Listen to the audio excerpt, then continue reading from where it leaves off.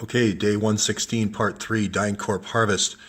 A lot of folks are asking, how did all this start? How did all this sex trafficking and the viruses and the organ harvesting and all these rat lines get going in the first place?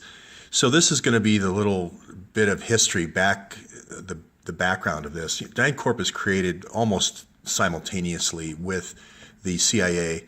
And it's known as a proprietary. Like in spy operations, you need to have some things provided. Like, for instance, you're always going to need an air force.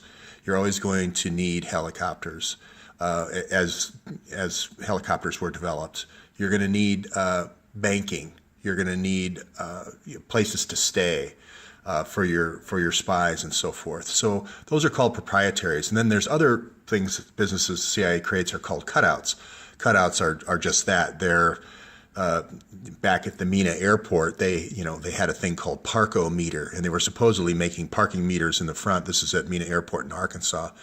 Of the front of the business, in the back of the business, they were making the nose cones for the planes to put the drugs in, bring the cocaine in.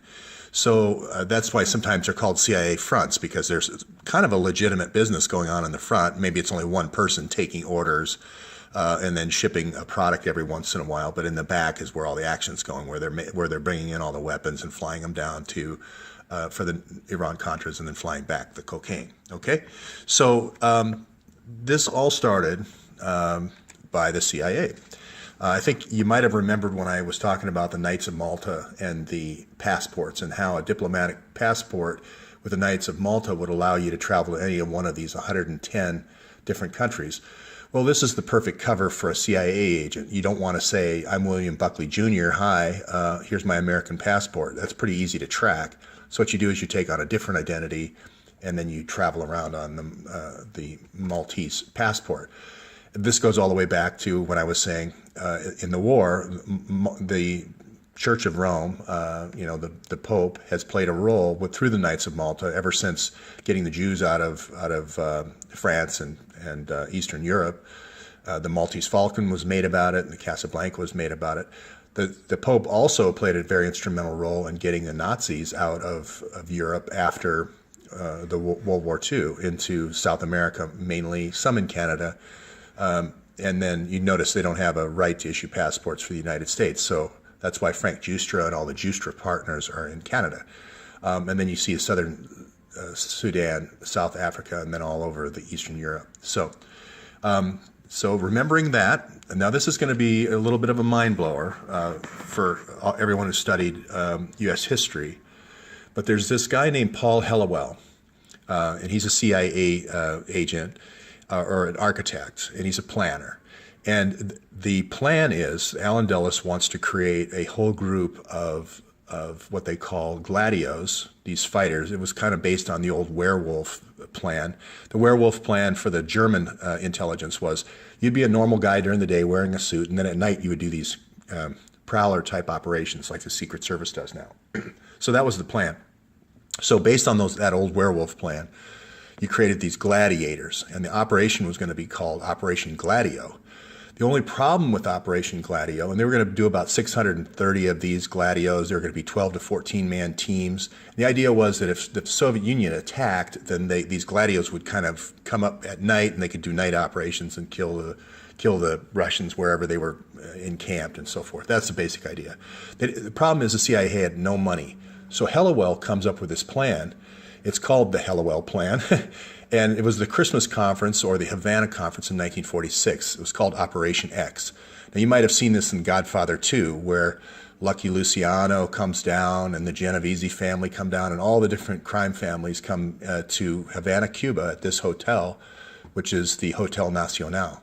So the CIA implements this plan, and the idea is we'll use heroin, we'll start heroin drug trade into Harlem, give it to the black musicians and Asian immigrants in San Francisco and Los Angeles who have experienced heroin before. And it won't get out of control because it's going to stay in Harlem, basically. So Harlem, they use the Vatican Bank. The CIA used the Vatican Bank to launder the heroin trade money shipping to Harlem. And this is how the heroin trade started in the United States.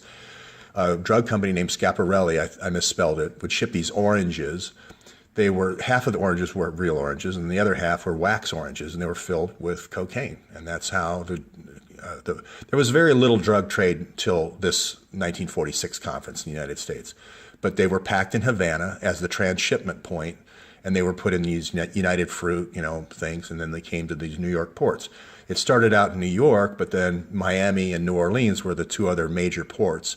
And then the Teamsters, Jimmy Hoffa and all that, would get and move these all around the United States, just like the Teamsters moved during Prohibition for the mob. The Teamsters moved all the hooch, the whiskey from Canada and the rum from Puerto Rico and the Scotch from Scotland. So it was just a natural follow-on for the Teamsters. So Gladio funded this heroin trade, and the bagmen, the people, as you're moving money around, you've got to get the money back to the Bank of the Vatican somehow. It doesn't, go there by itself. And the international transfer system at that time was these Knights of Malta, these bagmen were basically the trade. Also correspondence, meetings, and so forth. You had to have free movement of people, so these Knights of Malta.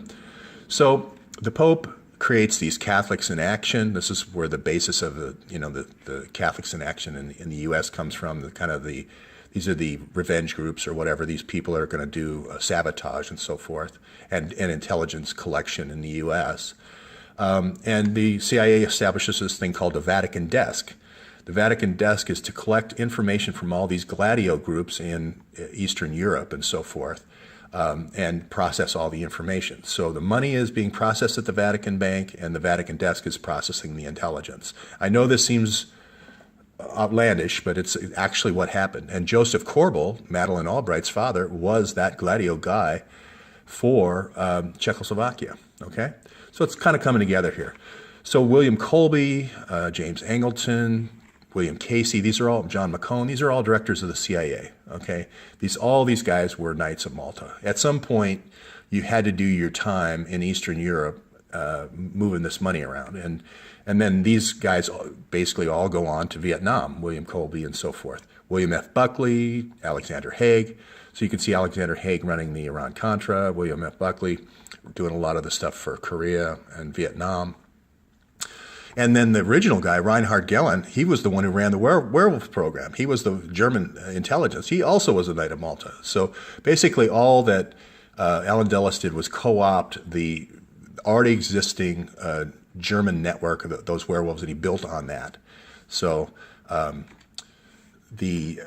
So fast forward to this missing $6.5 trillion in our budget, and fast forward to the $240 billion missing in the NATO budget.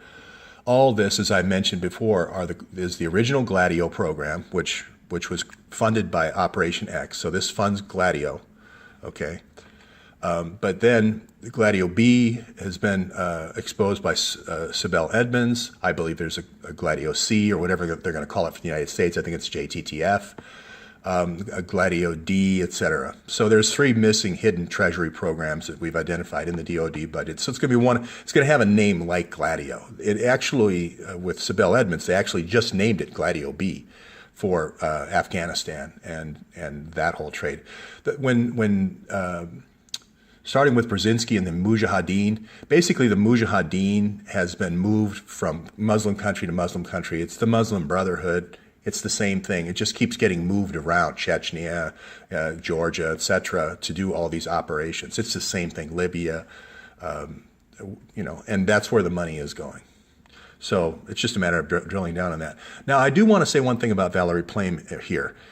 There was a golden age of intelligence and spying where we weren't relying on all this subterfuge and sabotage and blackmail and so forth, where we really were able to collect intelligence with just like one great Mata Hari.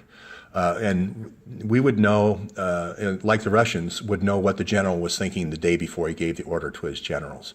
This is the kind of intelligence, where you have a super highly trained operative that knows everything there is to know about the oil business or whatever their area of expertise is, and gathers the intelligence that way without all this killing and blackmail. It's just unnecessary, is what I think. And I think you get better intelligence that way. Of course, Chandelin is killed because the NATO countries are now doing this inspection of their budgets, and they find, oh, all this money's missing. So why is Haiti important? Why is this north part of Haiti important? Well, I'll tell you the story fairly quickly.